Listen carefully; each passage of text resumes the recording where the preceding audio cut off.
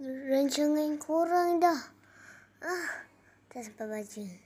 Selagi dapat musnahkan hero kesayangan aku, semua ni aku belum gagal. Apakah? Terima saja nasib kau, boy.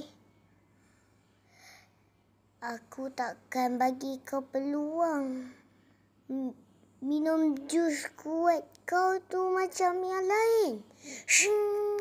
Rancangan yang bagus.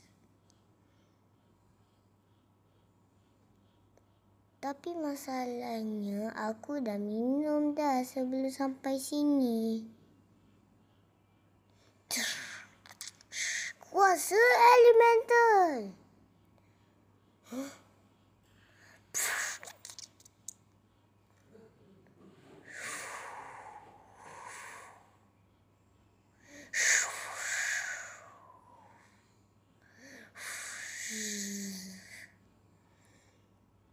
Pergi kedai membeli gula. Nama saya Boboiboy Rainbow.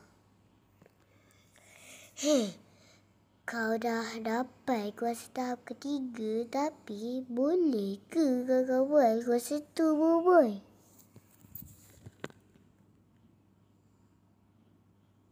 Frank, kau kena tinggalkan tempat ni dengan keyboard. Lekas aku, tak nak kau cedera nanti.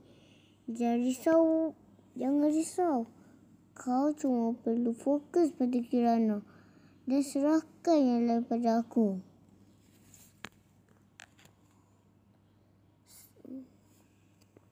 Sebab aku percaya boleh, Boboiboy. Ini adalah penamatnya.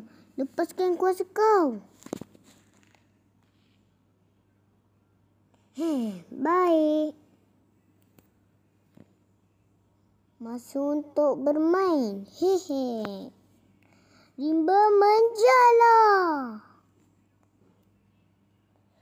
Kau ingat kau boleh elak serangan lemah ni?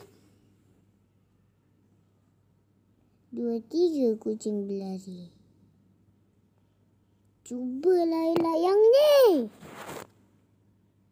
Belatan Rainbow.